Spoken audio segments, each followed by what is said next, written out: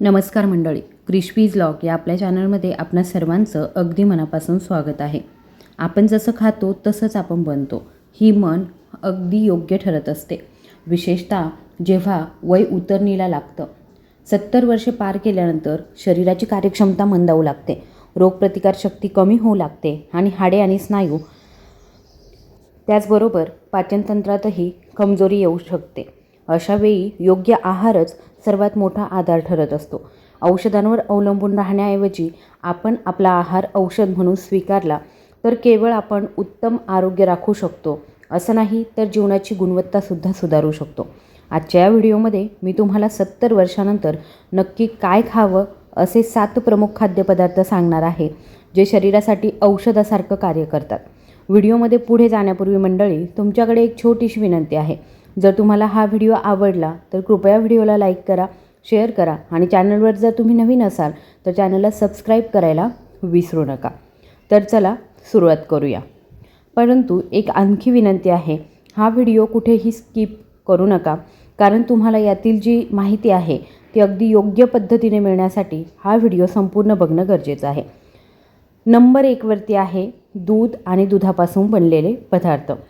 70 वर्षानंतर शरीरामध्ये कॅल्शियमची कमतरता सामान्य असते, ज्यामुळे हाडे कमजोर होऊ लागतात आणि ऑस्टिओपोरोसिस म्हणजे हाडे ठिसूळ होणं यासारख्या समस्या निर्माण होत असतात. दूध, दही, पनीर आणि ताक यांसारख्या डेअरी उत्पादनांमध्ये केवळ कॅल्शियमच नाही तर व्हिटॅमिन डी, प्रोटीन आणि फॉस्फरसही भरपूर प्रमाणामध्ये असतं, जे हाडांना मजबूत ठेवण्यास मदत करतं. आता हे दूध कसं सेवन करायचं, तर दिवसातून 1 ग्लास कोमट दूध नक्की प्यायचं आहे. घरचं तयार केलेलं दही दररोजच्या जेवणामध्ये तुम्ही समाविष्ट करू शकता. पनीर हलक्या भाजीत मिसळून खाऊ शकता. लक्षात ठेवा, जर कोणाला लॅक्टोज इंटॉलरन्स असेल तर प्लांट बेस्ड दूध जसं की बदाम किंवा सोया दूध हा स्वीकारला जाऊ शकतो. नंबर 2 वरती आहे सुकामेवा आणि बिया. मंडळी, वाढत्या वयामध्ये हृदयाचं आरोग्य आणि मेंदूची कार्यक्षमता टिकून ठेवणं अत्यंत आवश्यक असतं. बदाम, अक्रोड, अळशीच्या बिया, भोपळ्याच्या बिया आणि सूर्यमुखीच्या बियांमध्ये omega 3 fatty acid, fibre, vitamin E आणि झिंक यांसारखे पोषक घटक असतात, जे हृदय, मेंदू आणि त्वचेसाठी अत्यंत लाभदायक असतात. आता हे कसं सेवन करावं, तर सकाळी पाण्यामध्ये भिजवून 5 ते 6 बदाम आणि 1 अक्रोड जो आहे तो नक्की खायचा आहे. अळशी आणि भोपळ्याच्या बियांना कोशिंबीर किंवा सॅलडमध्ये मिसळून खायचं आहे. तिळाचे लाडू ही एक चांगला पर्याय आहे. मंडळी, अजूनही तुम्ही व्हिडिओला लाईक केलं नसेल तर कृपया व्हिडिओला लाईक करा, शेअर करा आणि जर तुम्ही चॅनलवर नवीन आला असाल तर कृपया चॅनलला सबस्क्राईब करायला विसरू नका. नंबर 3 वरती आहे हिरव्या पालेभाज्या. 70 वर्षामध्ये शरीराला लोह, फायबर, कॅल्शियम आणि अँटीऑक्सिडंट्सची अत्यंत गरज असते, जे पालक, मेथी, मोहरी, बथुआ आणि शेवग्याच्या पानांमध्ये भरपूर प्रमाणामध्ये आपल्याला मिळतं. मळमळ आणि पचन समस्यांपासून आराम, रक्ताल्पता टाळण्यासाठी मदत होते, हाडांना मजबूती मिळते. आता हे कसं सेवन करायचं, आठवड्यातून 3 ते 4 वेळा हिरव्या भाज्या नक्की खायच्या आहे. पालकाचं सूप किंवा शेवग्याच्या पानांचा शोरबा अत्यंत लाभदायक ठरत असतो. नंबर 4 वरती आहे फळं. विशेषतः हंगामात येणारी फळं जी आहे ती विटॅमिन्स, खनिज द्रव्य आणि नैसर्गिक साखरेचा उत्तम स्रोत असतात, जी वृद्धांसाठी फायदा आणि ताकद आणि रोगप्रतिकारक क्षमता वाढवण्यासाठी अत्यंत उपयुक्त ठरत असतात. पपई, केळी, सफरचंद, पेरू, संत्री, किवी आणि जांभूळ यासारखी फळं तर खूपच लाभदायक असतात. आता ही कशी सेवन करायची आहे, नाश्त्यामध्ये किंवा संध्याकाळच्या भुकेवेळी फळं खायची आहे. रसाऐवजी संपूर्ण फळं खाणं जास्त फायदेशीर असतं, कारण त्यात फायबर जास्त असतं. मंडळी, तुम्ही हा व्हिडिओ कुठून बघत आहात हे मला कमेंट बॉक्समध्ये नक्की सांगा. लक्षात ठेवा, मधुमेह असलेल्या रुग्णांनी अत्याधिक गोड फळं जसं की आंबा किंवा द्राक्ष मर्यादित प्रमाणामध्येच खाल्ली पाहिजे. नंबर 5 वरती आहे साबुत धान्य आणि मोठी धान्य. मंडळी, 70 वयानंतर मैदा किंवा मग पॉलिश केलेले तांदळासारख्या रिफाईंड गोष्टी टाळाव्यात. त्याऐवजी जव, बाजरी, रागी, ज्वारी आणि ब्राऊन राईससारखी मोठी धान्ये पचवायला सोपी असतात आणि शरीराला आवश्यक फायबर, लोह आणि मॅग्नेशियम पुरवतात. आता याने लाभ काय होतात, तर साखर नियंत्रणात ठेवण्यात उपयुक्त, मळमळ आणि गॅसच्या समस्यांपासून आराम, शरीराला ऊर्जा देतात. आता हे कसं सेवन करायचं आहे, पोळ्यांच्या पिठामध्ये गहू आणि थोडं मोठं धान्य मिसळून पीठ मळायचं आहे. सकाळच्या न्याहारीत रागी डोसा किंवा मग दलिया घ्यायचा आहे. नंबर 6 वरती आहे हळद आणि आलं. मंडळी, या दोन्ही घरगुती मसाल्यांमध्ये औषधी गुणधर्म असतात. हळदीमध्ये कर्क्युमिन नावाचं तत्त्व असतं जे सूज विरोधी आणि अँटीऑक्सिडंट गुणांनी भरलेलं असतं. आलं पचन सुधारतं, सूज कमी करतं आणि सर्दी खोकल्यामध्ये सुद्धा आराम देतं. आता कसं सेवन करावं? दुधामध्ये हळद टाकून पिऊ शकता, म्हणजे तुम्ही गोल्डन मिल्क बनवू शकता. सकाळी आल्याचा एक छोटा तुकडा मधासोबत घ्या. भाज्या आणि डाळींमध्ये यांचा नियमित वापर करा. नंबर 7 वरती आहे डाळी आणि अंकुरित धान्य. मंडळी, प्रथिने शरीराच्या दुरुस्ती आणि स्नायूंसाठी अत्यंत आवश्यक असतात आणि डाळी हा त्यांचा उत्कृष्ट स्रोत आहे. चणा, मूग, मसूर, राजमा, उडीदसारख्या डाळींमध्ये भरपूर प्रथिने, लोह आणि फायबर असतं. अंकुरित धान्यांमध्ये एन्झाईमचं प्रमाण वाढतं, ज्यामुळे पोषक घटकांचं शोषण अधिक चांगलं होतं. कसं सेवन करावं? रोज दुपारच्या किंवा रात्रीच्या जेवणामध्ये 1 वाटी डाळ नक्की समाविष्ट करायची आहे. न्याहारीत मूग किंवा चण्याचे अंकुरित धान्य, लिंबू आणि सौम्य मसाला घालून खायचा आहे. अतिरिक्त सूचना काय आहे? पाणी भरपूर प्रमाणामध्ये प्या. वय वाढल्यावर तहान कमी लागते, पण शरीराला पाण्याची गरज तितकीच राहते. कमी तेल, कमी मीठ आणि कमी साखरेचा आहार घ्या. घरचं ताजं अन्न खा. पॅकबंद आणि प्रोसेस अन्न टाळा. हलकी फुलकी व्यायाम करा. योग आणि चालणं यांना जीवनाचा भाग बनवा. मंडळी, 70 वय कोणताही अडथळा नाही, तर एक नवीन सुरुवात ठरू शकते. जर योग्य आहार आणि जीवनशैली स्वीकारली तर या 7 गोष्टींना आपल्या रोजच्या आहारामध्ये समाविष्ट करून तुम्ही केवळ स्वतःला आजारांपासून दूर ठेवू शकता असं नाही, तर तुम्ही तुमची ऊर्जा, मानसिक ताकद आणि आनंदही टिकवून ठेवू शकता. भोजन हे सर्वात मोठं औषध आहे, हे मंत्र विसरू नका आणि आपल्या शरीराला तेच अन्न द्या जे त्याला आरोग्यदायी, सक्रिय आणि आनंदी ठेवेल. मंडळी, आता आपण पाहूया की डायबिटीजमध्ये नक्की खायच्या कोणत्या भाज्या आहेत. मंडळी, तुम्ही किंवा तुमच्या कुटुंबातील कोणीही सदस्य डायबिटीसशी झगडत आहे का? प्रत्येक दिवशी हे विचार करून तुम्ही गोंधळात पडता का की नक्की काय खावं आणि काय नाही खावं? प्रत्येक वेळी ताटामध्ये भाजी ठेवण्यापूर्वी हा प्रश्न येतो का की यातून ब्लड शुगर तर वाढणार नाही ना? जर हो, तर हा व्हिडिओचा दुसरा भाग हा खास तुमच्यासाठी आहे. आपण जाणून घेणार आहोत त्या खास 12 भाज्यांबद्दल ज्या डायबिटीज असलेल्या रुग्ण फक्त खाऊ शकतात असं नाही, तर नियमित खायला हवेत. ज्या भाज्या फक्त ब्लड शुगर नियंत्रित ठेवण्यात मदत करत नाही, तर तुमचं संपूर्ण आरोग्य चांगलं बनवतात. चला तर मग आता सुरुवात करूया आजचा ज्ञानवर्धक प्रवास. डायबिटीज झाल्यावर लोकांच्या मनामध्ये बहुतेक वेळा हाच प्रश्न असतो की आता नक्की काय खावं? कोणत्या गोष्टी साखर वाढवतात आणि कोणत्या तिला नियंत्रणात ठेवतात?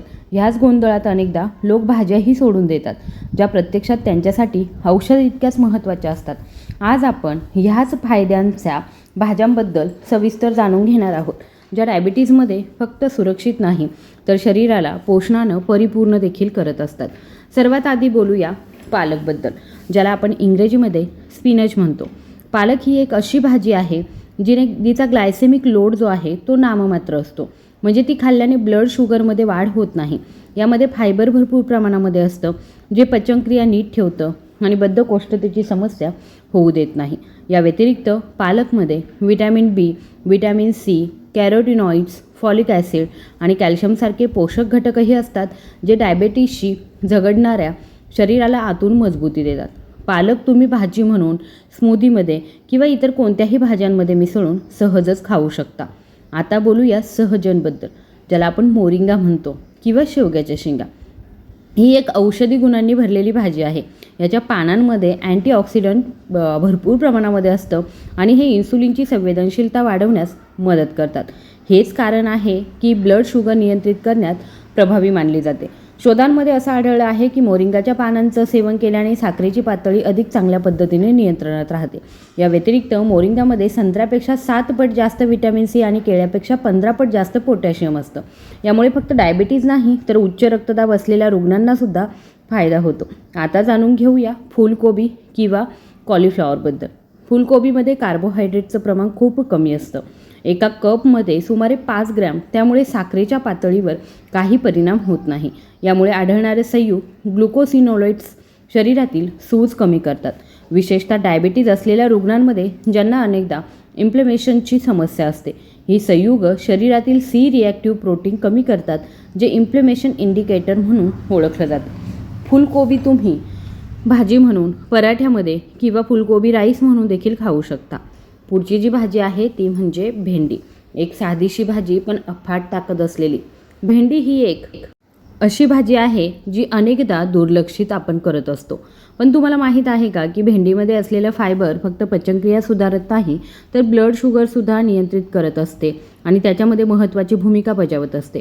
खरं तर भेंडीमध्ये सॉल्युबल फायबर भरपूर प्रमाणामध्ये असतं, जे शरीरामध्ये ग्लुकोजचं शोषण मंदावतं. त्यामुळे अचानक ब्लड शुगरची पातळी वाढत नाही. ही विशेषतः त्यांच्यासाठी फायदेशीर आहे जे डायबिटीजने त्रस्त आहेत किंवा प्री डायबेटिक टप्प्यावरती आहेत.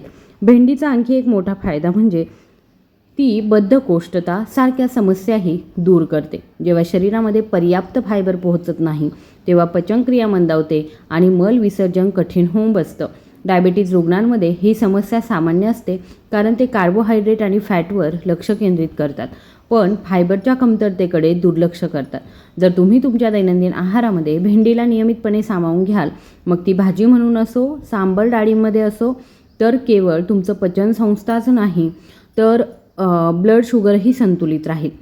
भेंडी तुमच्या शरीरातील ग्लायसेमिक इंडेक्स नियंत्रित करण्यासही मदत करते, ज्यामुळे डायबिटीज रिव्हर्सल एक मजबूत पहिलं पाऊल टाकता येतं. आता आपण त्या भाजीबद्दल बोलूया जी भारतातील जवळजवळ प्रत्येक घरातल्या स्वयंपाकघरामध्ये सापडते. ती म्हणजे टोमॅटो. पण तुम्ही कधी विचार केला आहे का की हा लाल रंगाचा टोमॅटो केवळ चवच वाढवत नाही, तर आरोग्यसुद्धा सुधारतो. टोमॅटोमध्ये आढळणारे लायकोपीन हे एक शक्तिशाली अँटीऑक्सिडंट्स आहेत. हेच घटक टोमॅटोला त्याचा गडद लाल रंग देखील देतं. अँटीऑक्सिडंट्स आपल्या शरीराच्या पेशींना फ्री रॅडिकल्सपासून वाचवतात, जे सूज आणि अनेक आजारांचं कारण असतात. डायबिटीज ही केवळ रक्तातील साखरेची समस्या नसते, ही एक क्रॉनिक इन्फ्लेमेटरी स्थिती असते, ज्यात शरीरामध्ये सतत सूज राहते. ही सूज इन्सुलिन रेझिस्टन्स वाढवते, ज्यामुळे इन्सुलिनची कार्यक्षमता कमी होते. पण जेव्हा तुम्ही टोमॅटो खाता तेव्हा त्यातील लायकोपीन ही सूज कमी करतं आणि अशा प्रकारे डायबिटीज कंट्रोल आणि रिव्हर्सल दोन्ही गोष्टींमध्ये मदत करतं. टोमॅटो तुम्ही विविध प्रकारे आहारामध्ये समाविष्ट करू शकता. कोशिंबीरमध्ये, भाजीमध्ये, चटणी बनवून किंवा सूपच्या स्वरूपामध्ये. हा केवळ चविष्टच नसतो, तर तुमची रोगप्रतिकार शक्ती देखील मजबूत करतो. जर तुम्ही दररोज 1 किंवा 2 टोमॅटो जर खाल्ले तर त्या तुमच्या त्वचेच्या, डोळ्यांच्या आणि हृदयासाठी सुद्धा खूप फायदेशीर असते. म्हणूनच म्हटलं जातं, खा दररोज 1 टोमॅटो, ब्लड शुगर ठेवा कंट्रोलमध्ये. पुढची जी गोष्ट आहे ती म्हणजे कारली. आता आपण त्या भाजीबद्दल बोलूया जी कदाचित सर्वात जास्त वादग्रस्त आहे, ती म्हणजे कारली. अनेक लोक त्याच्या कडवट चवेमुळे ते खाणं टाळतात. पण जर तुम्ही खरंच तुमच्या डायबिटीजवर मात करू इच्छित असाल तर कारली तुमच्या थाळीमध्ये असणं आवश्यक आहे. कारली ही एक अशी भाजी आहे ज्यामध्ये इन्सुलिनसारखे कंपाऊंड्स आढळतात. म्हणजे जेव्हा तुम्ही कारली खातात तेव्हा तुमच्या शरीरात इन्सुलिनसारखं काम करतं. रक्तातील साखर पेशींमध्ये पोहोचवण्यास मदत करतं, ज्यामुळे ब्लड शुगर नियंत्रणात राहतं. हा एक नैसर्गिक मार्ग आहे ज्याद्वारे तुम्ही औषधांशिवाय साखरेची पातळी नियंत्रित ठेवू शकता. हीच कारण आहे की अनेक डॉक्टर आणि डायटेशियन कारल्याच्या सेवनाची शिफारस करतात. पण एक महत्त्वाची गोष्ट जी लक्षात ठेवली पाहिजे ती म्हणजे कारल्याचा रस पिण्याऐवजी संपूर्ण कारलं खाणं अधिक फायदेशीर असतं. जेव्हा तुम्ही कारल्याचा रस काढता तेव्हा त्यातील फायबर निघून जातं आणि फायबर हेच ते महत्त्वाचं घटक आहे जे साखरेच्या शोषणाच्या प्रक्रियेला मंदावतो, ज्यामुळे ब्लड शुगर वाढत नाही. म्हणून कारली भाजी म्हणून खा किंवा ग्रेव्हीमध्ये भरलेला किंवा मिक्स व्हेजमध्ये टाका, पण तो आपल्या आहारातून वगळू नका. जर त्याची चव आवडत नसेल तर हळूहळू आपल्या चवीनुसार ते आत्मसात करा. सुरुवातीला थोडंसं खा, नंतर प्रमाण वाढवा. कारलं केवळ डायबिटीजमध्येच नाही तर तुमच्या त्वचेचं, यकृताचं आणि पचनक्रियेसाठी सुद्धा लाभदायक आहे. ते शरीरातील विषारी घटक बाहेर टाकण्यात मदत करतं आणि मेटाबॉलिझम वाढवतं, ज्यामुळे वजन देखील नियंत्रणात राहतं. पुढची भाजी जी आहे ती म्हणजे वांगी. ही एक अशी भाजी आहे जी अनेक लोकांना आवडत नाही. काही जण तर ती आपल्या आहारातून पूर्णपणे काढूनच टाकतात. पण जर तुम्हाला डायबिटीज असेल तर तीच भाजी आहे जी तुम्ही नक्की खायला हवी. वांग्यामध्ये अँटी डायबेटिक गुणधर्म असतात आणि ती शरीरातील सूज कमी करण्यास मदत करतात. त्यांचं कारण आहे त्यात आढळणारं नासुनिन, जे एक शक्तिशाली अँटीऑक्सिडंट आहे. अँटीऑक्सिडंट शरीराला फ्री रॅडिकल्सपासून वाचवतात आणि पेशींना मजबूत बनवतात. डायबिटीजग्रस्त शरीरामध्ये अनेक वेळा सूज निर्माण झालेली असते, जी इन्सुलिन रेझिस्टन्स वाढवते. वांगी ही सूज कमी करून इन्सुलिनची कार्यक्षमता सुधारण्यात मदत करतं. वांगी तुम्ही अनेक प्रकारे खाऊ शकता. भरता बनवून, तळून, उकडून किंवा भाजी बनवून. याची चव देखील अप्रतिम असते आणि ती बनवणंसुद्धा खूपच सोपं असतं. आता आपण बोलूया बीन्सबद्दल. बीन्स ही एक खूपच दुर्लक्षित भाजी आहे, तरी देखील त्यात पोषक घटकांचा खजिना दडलेला असतो. बीन्समध्ये भरपूर प्रमाणामध्ये व्हिटॅमिन सी असतं. त्याचबरोबर vitamin A, vitamin B, fibre आणि अँटीऑक्सिडंट्स देखील त्यात उपस्थित असतं. जर तुम्ही बीन्सला तुमच्या आहारामध्ये नियमितपणे समाविष्ट करत असाल तर तुम्हाला वेगळे सप्लिमेंट्स घेण्याची गरज भासणार नाही. बीन्सची आणखी एक खासियत म्हणजे त्यात कॅलरीज खूप कमी आहेत. जे लोक वजन कमी करण्याचा प्रयत्न करत आहे त्यांच्यासाठी बीन्स अत्यंत उपयुक्त आहे.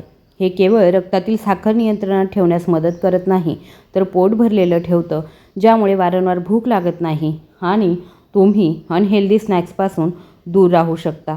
बीन्स तुम्ही उकडून, थोडी फ्राय करून किंवा कोशिंबीरमध्ये मिसळून खाऊ शकता. याची चव सौम्य असते आणि हे पोटावरती जड पडत नाहीत. डायबिटीजसारख्या रुग्णांनी हे एक परफेक्ट फूड म्हणून घेतलं पाहिजे. कमी कॅलरी, भरपूर फायबर आणि पोषक घटकांनी परिपूर्ण. शेवटी आपण बोलणार आहोत एका अत्यंत खास पण कमी प्रमाणामध्ये उपलब्ध असलेल्या भाजीबद्दल. ती आहे झुकिनी.